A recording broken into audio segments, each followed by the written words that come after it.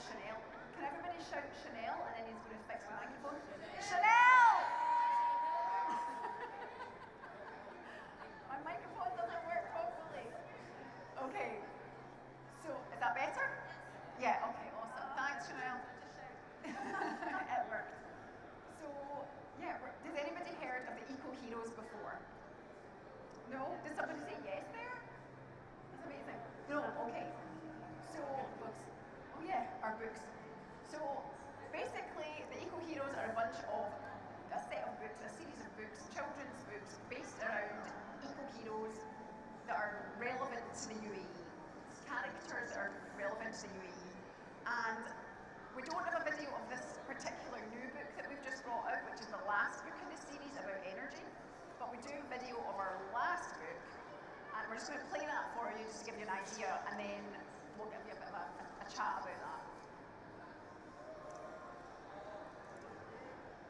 I don't know what's happened to our music, but anyway.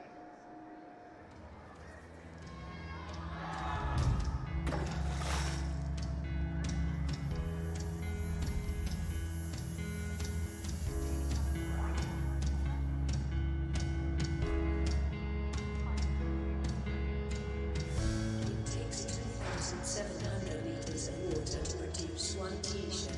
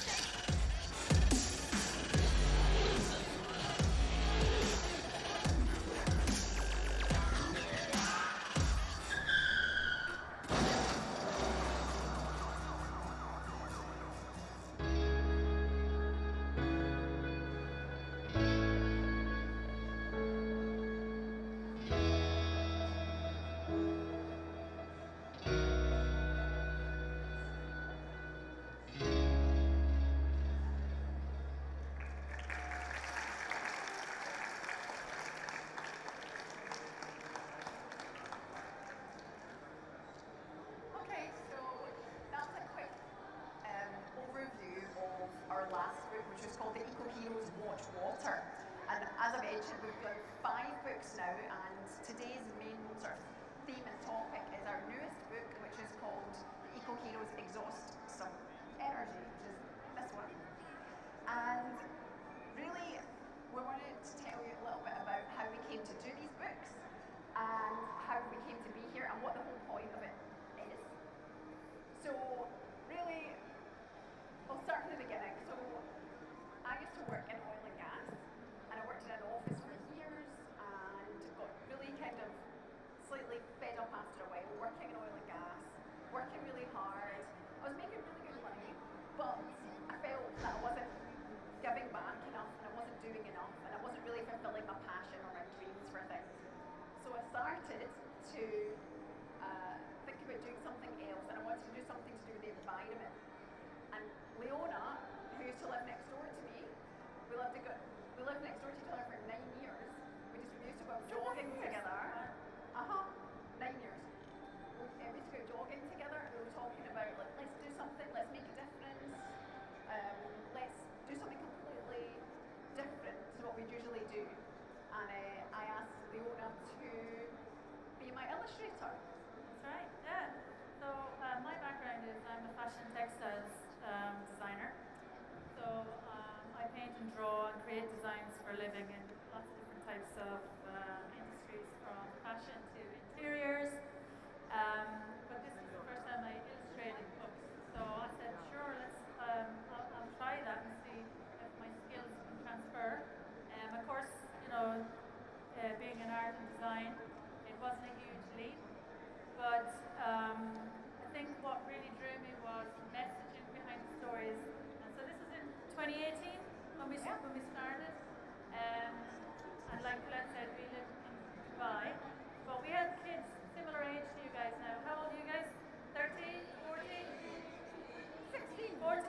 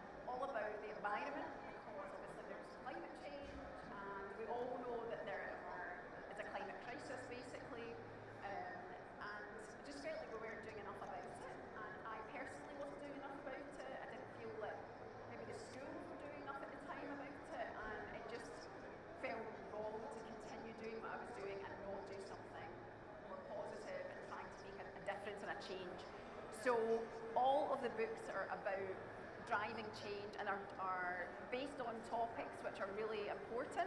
So recycling, we know it's not the solution, but it is one of the actions that we can take, right? So one of them is recycling. So the first book is Recycling Trouble. The second one was on food waste. So it's Fight for Food. The next one was The Plastic Planet, and it's all about ocean conservation, because I also sit on the board of an ocean conservation organisation where we do beach cleanups and mangrove tree planting across the UAE. And we talk about sharks and turtles and dolphins and killer whales, for example, that were here last week. Yeah. Dugongs. And then there's the fourth one is on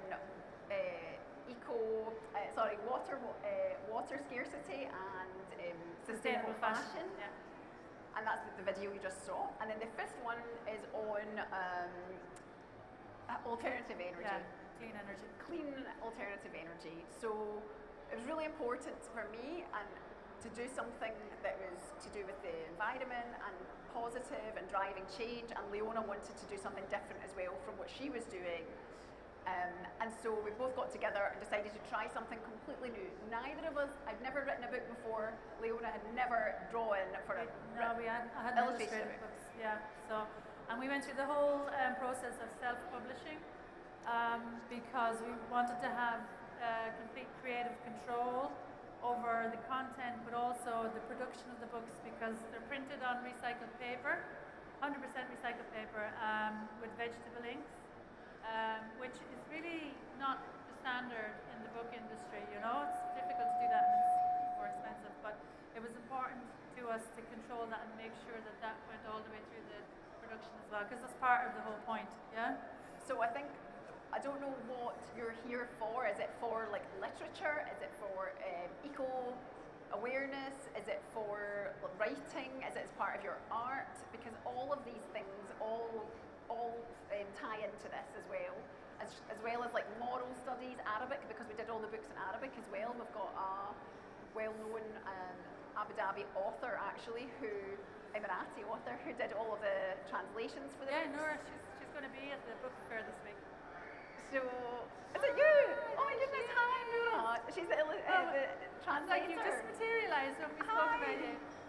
Can we get a big round of applause for Nora, please? Thank you so much.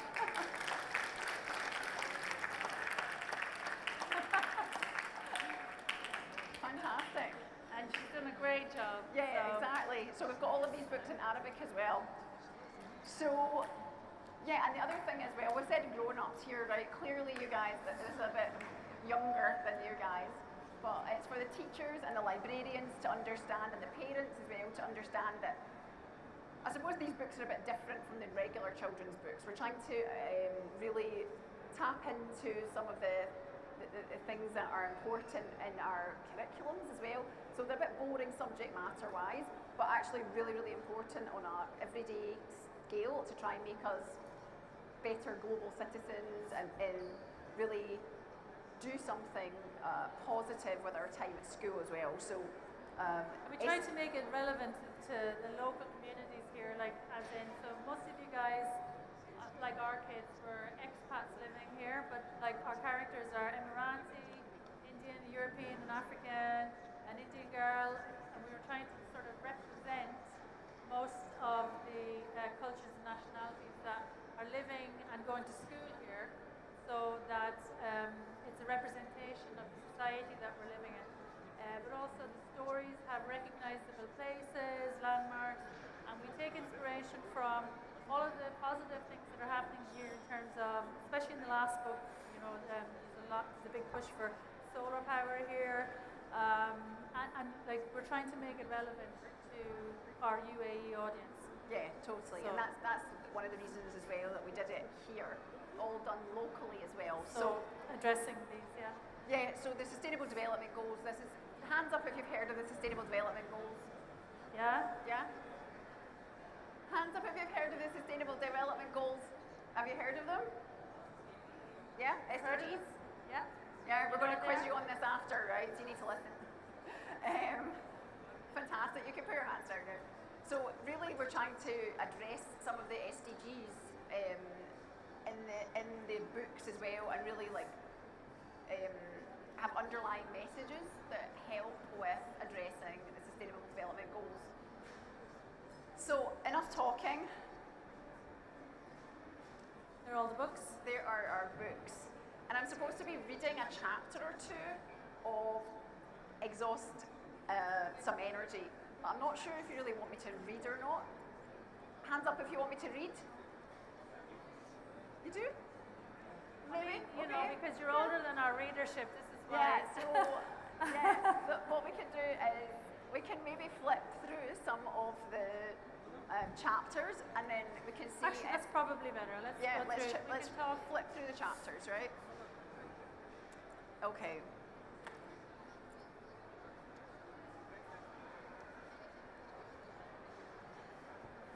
So, as I mentioned, this book is all about exhausting some energy, and what you guys don't know is like, or Leona mentioned it earlier, the 5 eco heroes all have different eco kind of they're champions of different eco topics.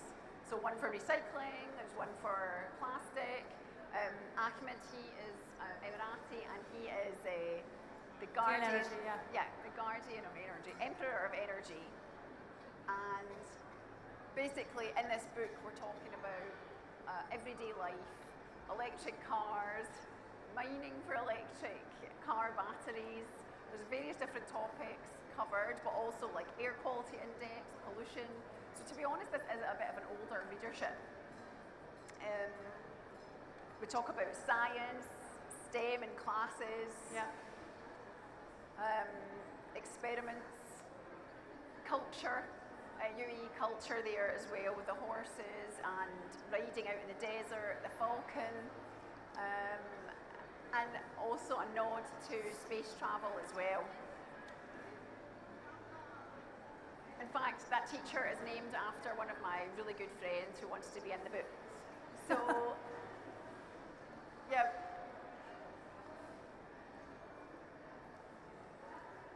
Really, we're talking about energy and where it comes from and why it's important to us, and just how energy is all around us, and we just have to try and find cleaner, more better ways of using energy, basically. And we cover, because the readership is a little bit younger, so we go over about what is fossil fuels, where does it come from, how we've become, it's ubiquitous, it's everywhere. Most of our energy is from that, and we need to start transitioning and obviously going for cleaner renewable energy. So this innovation challenge that the kids are dealing with in the book is asking them to come up with new, cleaner ways for transport, for example. So there's a lot of stuff that's covered, from electric vehicles all the way through to solar energy, to wind energy. There's a lot covered in it. So we talked briefly here about the history of energy, and how this is like one person's story. How Finley's grandfather, was it? Yeah. Finley's grandfather came to Abu Dhabi from Scotland. He worked in oil and gas, and then he eventually ended up going back to Scotland and working for wind farms, which is obviously a cleaner source of energy. So it just talks about the history of it.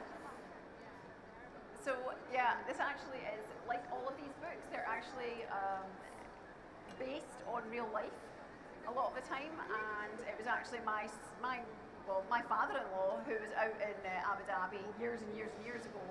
So my husband's family all grew up in Abu Dhabi, and he was in oil and gas, and then later on moved back to Europe to work in not just oil and gas, but also renewable energy. And so renewable energy is something that is growing and growing and growing all across the world, but we've got so much focus on it now here as well in the UAE, which is fantastic. So we're talking about clean energy and why we use so much of energy here in the UAE as well. Talk about solar power as well. So hands up if anybody's been to the Maktoum Solar Park out in Dubai. And there's another one here, right? Yeah, there's Abu Dhabi a few Solar of them Park. being developed now, yeah. Yeah. You guys been to any of the solar parks here? Yeah, amazing. Yeah. Amazing. And there's Fantastic. a great, really, really good visitor centre there as well. It's Brilliant. very, very good exhibits in it. So I do think this is the way forward for here. Yeah, especially living in the desert. This is what we need to be doing. Yeah. Okay. So yeah, just Leona had lots of fun drawing the solar park. Okay, so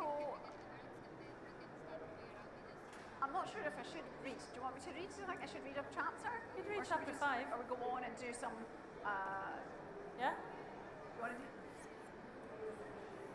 My mics are not working now. Thank you. Hi. Is that better? Hello. Sorry, So guys. much better. Okay, so we've shown you a couple of chapters there, so you can see, you know, the illustrations as well as obviously the words, the story. I think Colette, now that you can hear us, is going to read chapter 5, okay?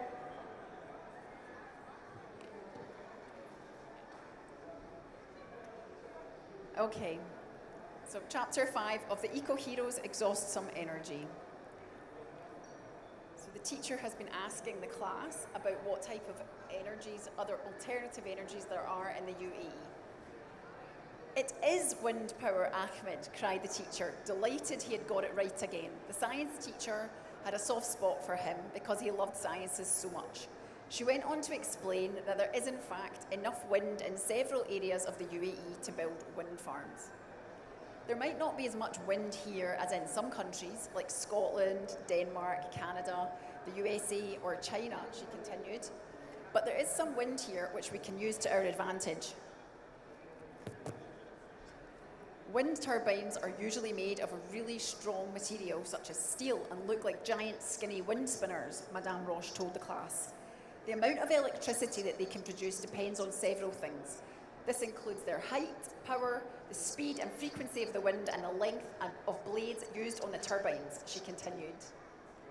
An interesting place for generating lots of wind energy is out at sea. This is called offshore wind energy. Offshore wind farms can produce double the energy of some wind farms on land, since the wind usually blows more constantly out at sea. The teacher paused to see if everyone was still listening. They were. Think about this, she continued. The faster the wind blows and the more constant the turbine's blades spin, the more electricity they can make. At its fastest speed, the blade tip of an onshore wind turbine can turn at twice the speed of a cheetah that a cheetah runs. That is crazy. So imagine how fast and constant the blades can turn when the wind blows out at sea, where there are no mountains or buildings in the way. Currently, one of the tallest offshore wind towers is 280 metres tall. It has a blade length of just over 115 metres, which is longer than the length of the average football pitch. Offshore wind farms will certainly become more common here if we want to capture the wind energy at its most powerful. The teacher paused for a moment. I've got some interesting facts for you, she told her pupils. Did you know that even though wind turbines can spin at such high speeds, they are generally quite safe? They can be completely stopped within less than a minute if there is potential danger to any passing birds. Wow, explained the quiet boy, sitting more upright. He'd stopped doodling. What do you mean by danger, miss? He was intrigued. Well, danger sounds quite dramatic, but there are times when birds and bats could be at risk if they fly near the rotating turbines, Madame Roche explained, not wanting to get into the details. She didn't want to trigger any overactive imaginations.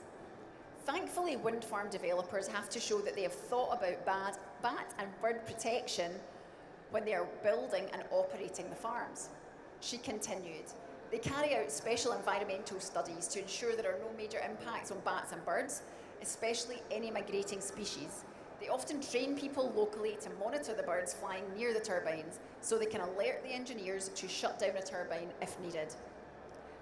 We do need to produce safer and cleaner energy for the world, but we also need to protect animals which might be affected by our actions. And finally, the third energy type we want to use more of is, the teacher waited for the children's suggestions. but they were now whispering to each other about who in the class could outrun a cheetah. The third renewable source is water power. She stated, hydro, which means water in Greek, and tidal energy are both types of energy which come from natural water resources. Madame Roche explained that hydroelectric power uses energy from the movement of water to generate electricity. It's then stored in various ways before it flows to users. The most common type of hydroelectric facility is a dam, where water is stored until it is needed to produce electricity. You've all seen those movies where the goodie has to stop a great wall of water from bursting down onto a town or village and flooding it. Madame Roche asked this class. She was certain that at least the last 10 movies she had seen had exactly the same scene. Well, it's the power of that huge rush of water managed in a controlled way which creates hydroelectricity, she explained. This is a long chapter. Hydropower is the most common type of renewable energy used globally today and has been around for thousands of years in its simplest form. It has evolved as technology has improved and is easier to store than some other types of energy. There's a hydroelectric dam project in Hatta Mountains, for example.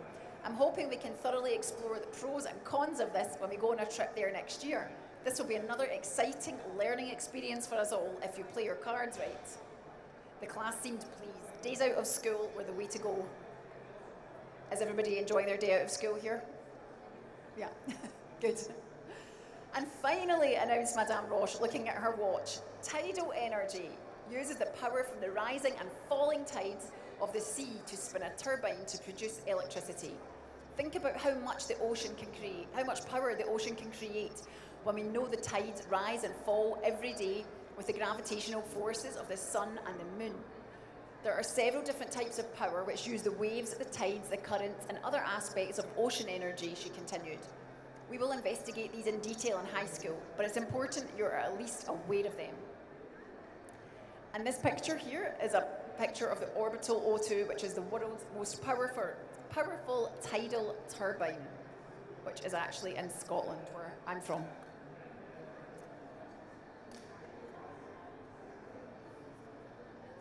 And we're nearly finished. It's also very important right now that we get back to our innovation challenge for World Science Day. She gasped, staring at her watch again, hoping it was wrong. If she didn't finish her lesson plan for the day, she would be getting a phone call home from the head of the year, never mind any of the children. And that just segues nicely into the fact that my watch is pinging because it is time to get on to the next part of this. We have a quiz. You want to have the quiz? Will we move on to that? Yeah? Okay. The quiz is for younger children, right? So it's just for a laugh, right? It's not aimed at your age group, okay? Yes, it's not aimed at year 10s. Okay, so I think you'll find this quite easy. Okay. First question. Who's been listening? Where do you think fossil fuels are formed?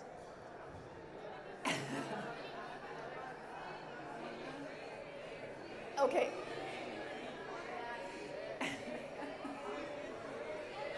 Hands up for A. Seriously?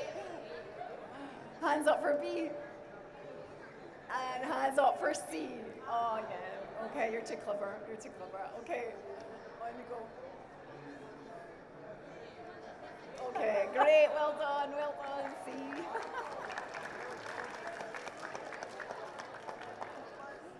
Okay, what's an example of clean energy? A, oil and gas? Really? B, sunlight, or C, Gatorade? I think definitely in year 10 it's Gatorade. Anyway, for my son loves Gatorade. I don't give it to him, but somehow he comes home with bottles of the stuff from school. I know. Okay, so what's the answer, Leona? Sunlight. Okay, how is solar energy usually captured?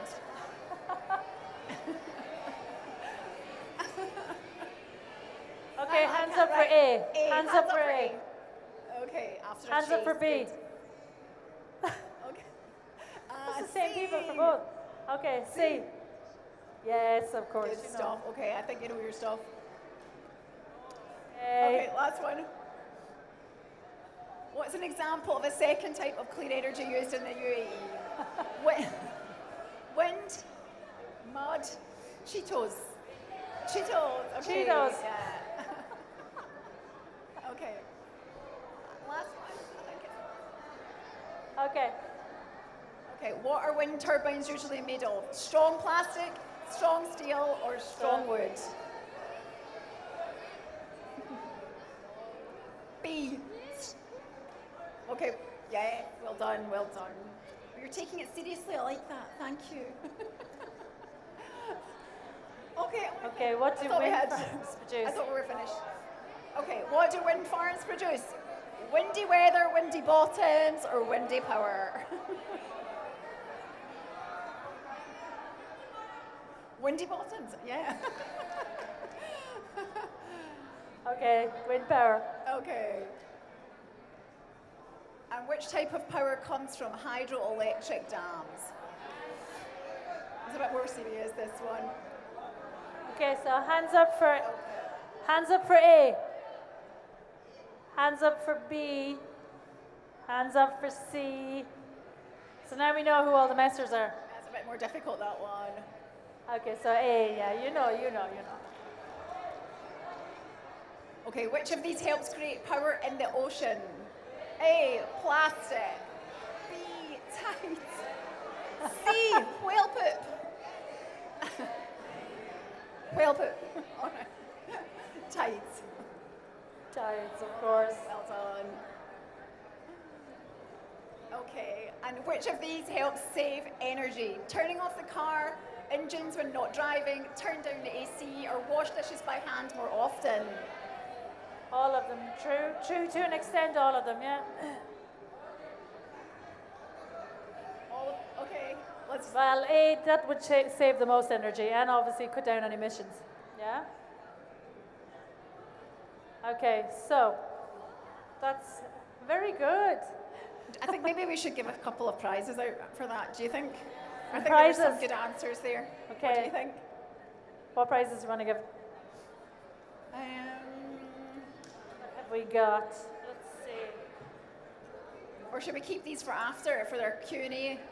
Oh, for Q&A, I think. Yeah, Okay, that would be so if we get some really good questions after, we will give out some prizes. Does that sound good? Yes, excellent. time Okay, is it? good stuff. Do you guys want to ask some questions now, or do you want me to do an illustration? for 5 What do you want to minutes. do? Illustration? Yeah? Okay. All right. Okay. Can we get a round of applause for Leona, because she's our artist in-house? Woo!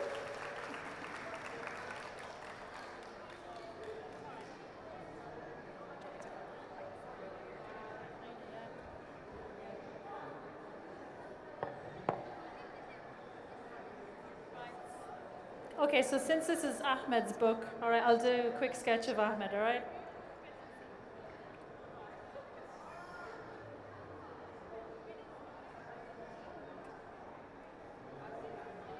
Two minutes.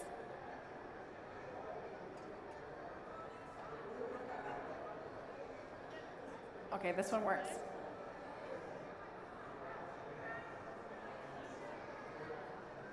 Can everyone see this?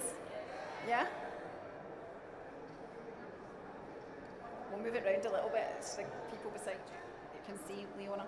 Here we go. Okay.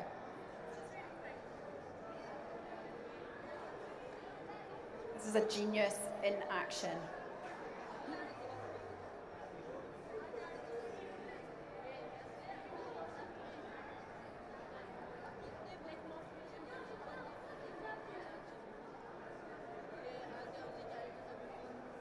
Okay, so when I'm drawing, it's quite simple, and I usually do the heads oversized because it's a little bit more dramatic and it looks more cartoonish, yeah?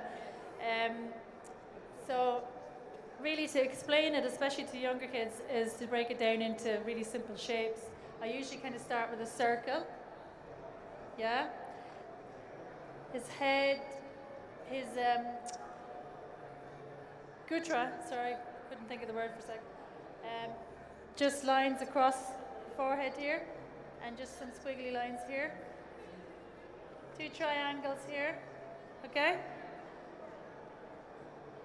All right.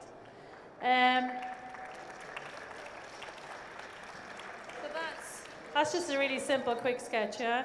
If I was doing the entire figure, I would say, you know, his kandura, when he's standing, is more like a long triangle shape. His feet would be triangle shapes. So I break it down into really simple sort of shapes like that. One thing that's quite hard to draw is usually, like, hands are quite difficult to draw. So I'll show you a quick tip to drawing quite a good hand, yeah? I take this off. Yep. So I usually start off with, again, basic shapes. So let's start with a square. Everybody can draw a square, yeah? Okay, that's your arm. But most people will start drawing like a circle, 1, 2, 3, 4, 5, okay? But if you do 1, 2, 3, 4 fingers, but your thumb does not come off at the same point of the square. Your thumb comes off here, yeah? Okay? So then take a different color.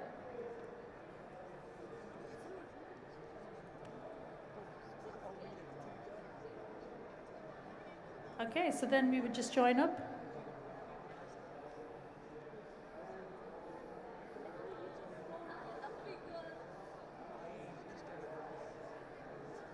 Okay, you see? Just a quick tip. Okay, so I think you'll probably have more questions to ask from us, yeah? Thanks, Fiona. To be honest, the illustrator, when you are an author and you want to do children's books and you can't draw, like me, I cannot draw at all. So the illustrator makes the books come alive, and that's really, really important, especially if you've got like quite a dry subject like wind power or solar power or energy. If you have really interesting drawings, then it makes such a difference, and it brings the characters alive, and it also really brings the story alive for children. Okay, so usually at this point we ask a few questions and you guys can kind of get to know us a little bit.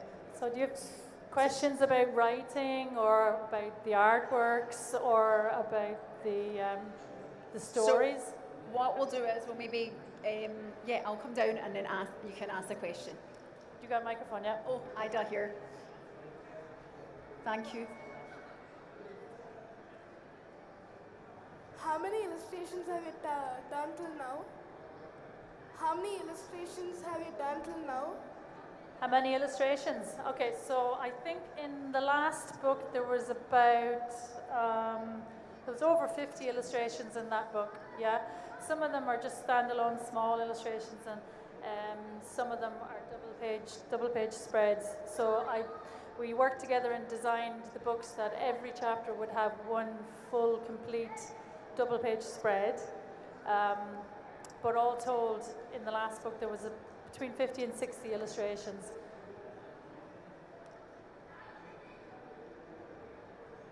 Next question, please. Oh, this girl at the back, a couple of girls up there. Oh. Who do you think is the best character in your book? Who's the best character? Well, that's an interesting question, but I think because we have kids ourselves, all of the characters have maybe a little bit of characteristics from some of our kids, but I would say one of my favorites is Finley, probably yours as well, because he's a bit naughty and he gets into trouble and mischief, and that's partly driven by my son and your son. Yeah. So, yeah. But I do like the girl characters because they're quite strong and they're good role models in it as well. But they're fun too. What about you? Yeah, I like Finley a lot because he reminds me, well, he's based on our children. He's based mostly on Morgan, your boy. And some of the things that didn't happen in the books.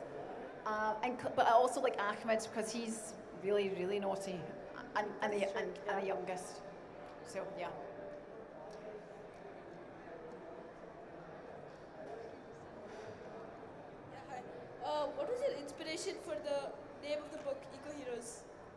name? Yeah. I don't know, to be honest. We just came up with a name that was, I thought, inspiring. When I looked on the internet, though, there was loads of other eco-heroes, and I was like, by that point, I'd already decided on the eco-heroes. So there's actually loads out there, but it's just like everyone can be an eco-hero. You don't need to have superpowers to be an eco-hero. That's the whole message as well. Everyone's got their own superpowers, and everyone can do their own thing for the environment. Everyone can be the change. And it's important, I think, that the word hero is in it, yeah? Yeah. So that was kind of, they have sort of like in the illustrations, you'll see there's alter ego kind of heroes with their superhero costumes. Kids love superheroes. So right? all of the books have all of the characters detailed in them. There's lots of questions down here too, Ida, and at the back.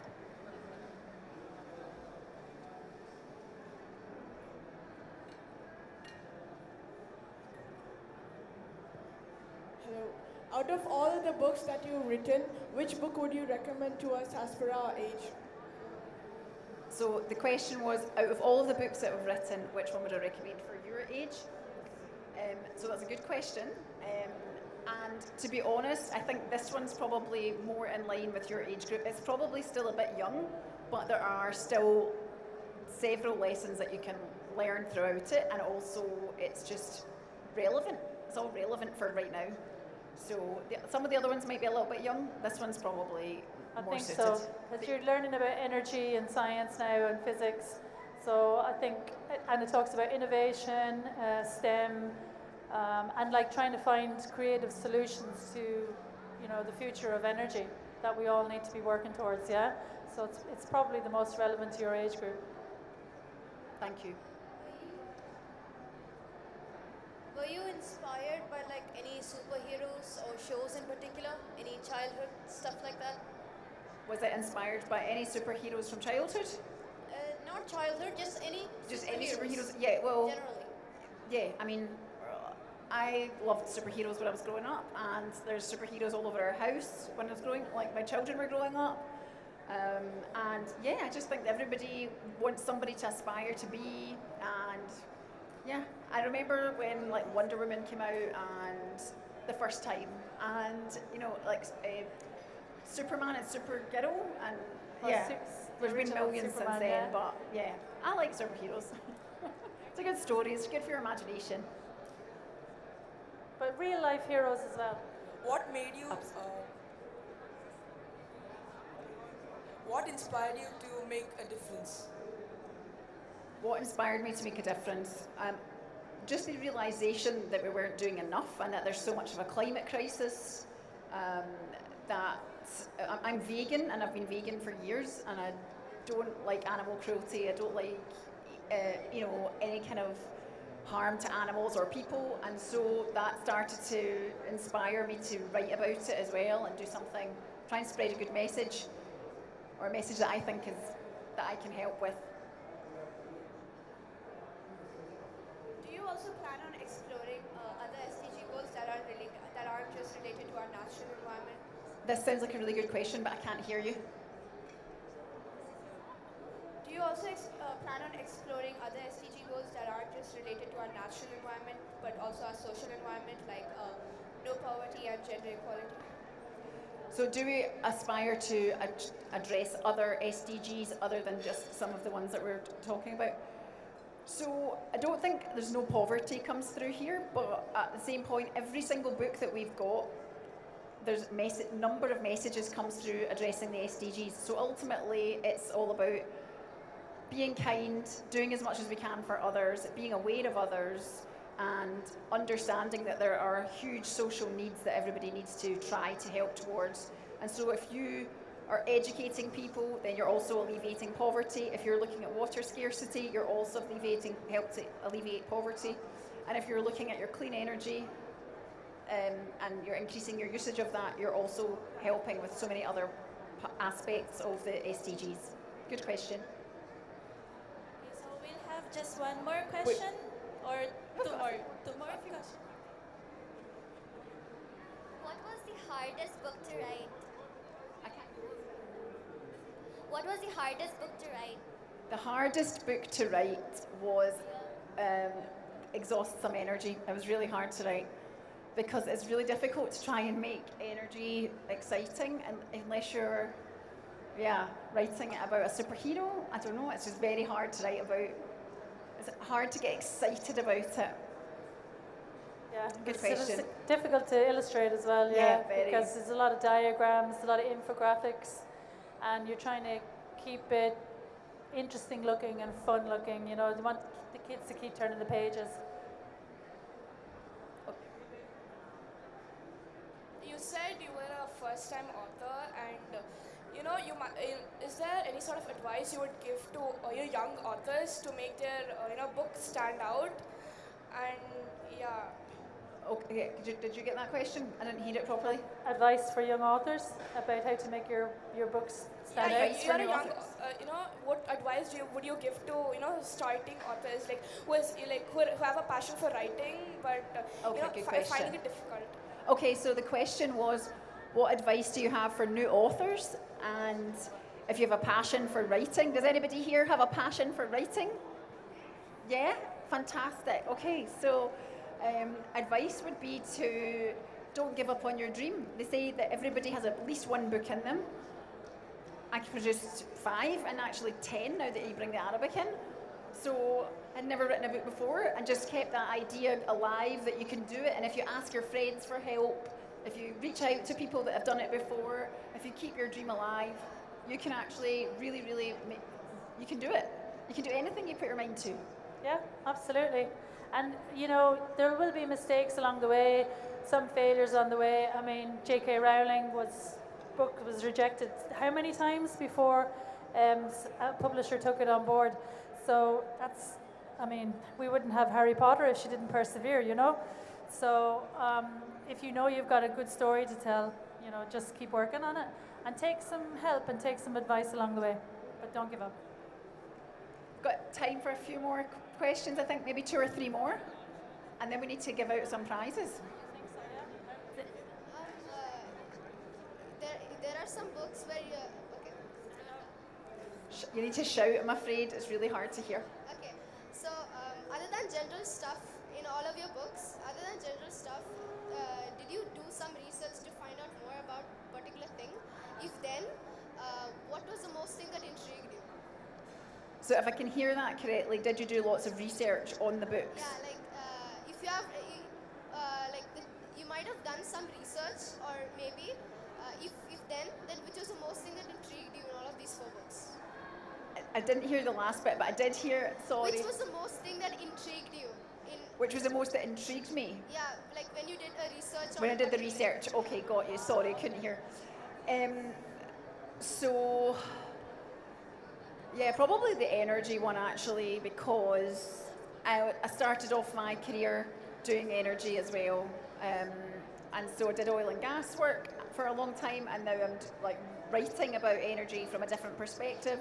So it's probably energy, although the ocean book that I wrote was my favourite to write because I find it really easy, and I love writing about the ocean and ocean animals.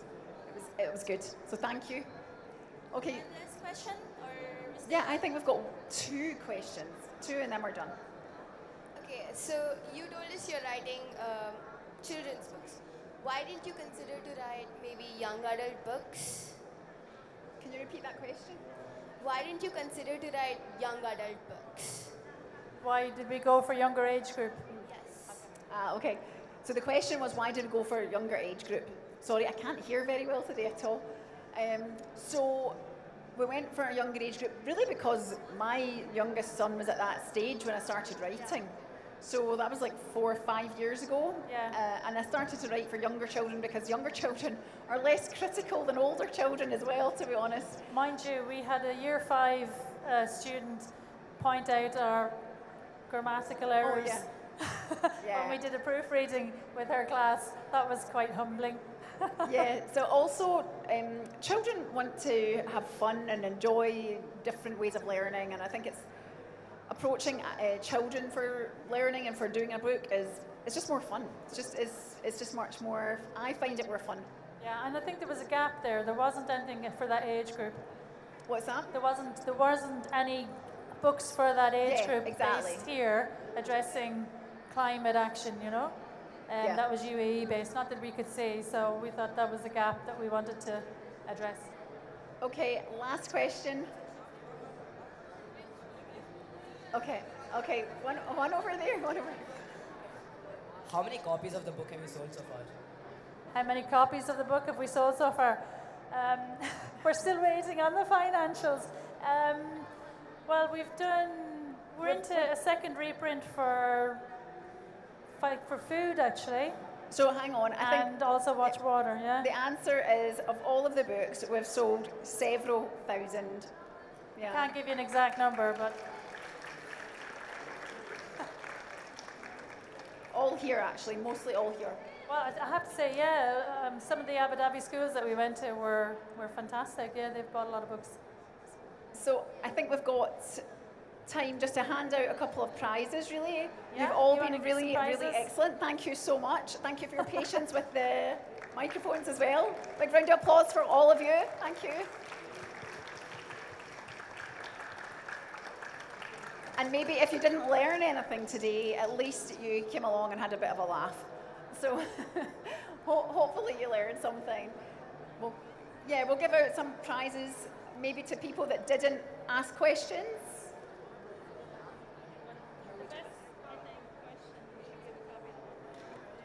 Who did the best question? So we've got a pack here for the best question of the day. So I'm going to leave that there for now. And how will we give these out? We'll give out a couple. Thank you. Questions. That lady at the back had a really good question. So,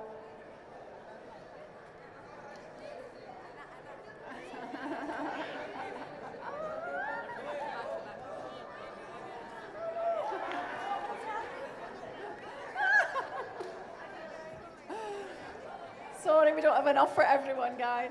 We've got a couple more. Leona, you give out a couple of these. we don't have a prize for everybody, okay? Hang on, there was a very good question at the back here about SDGs. The girl that asked about SDGs. Oh, you've got one already. Excellent. Oh, okay, you've got one. And one last thing. You did a very good question. Thank you. Cleaned us out. And the very. So thank you very much, Hang on, guys. we've got one last question.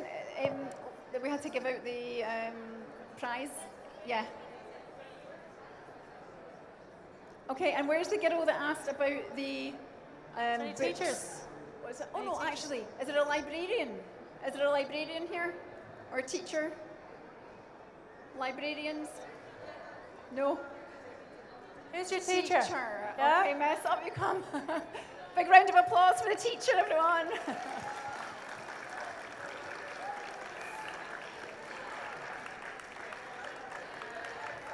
There we go. Yes, thank you. Thanks very much, everyone. Really enjoyed having you here today. Thanks for having us. Take care and be fantastic eco-heroes. Thank you. Thanks a lot. That brings us, can you hear me?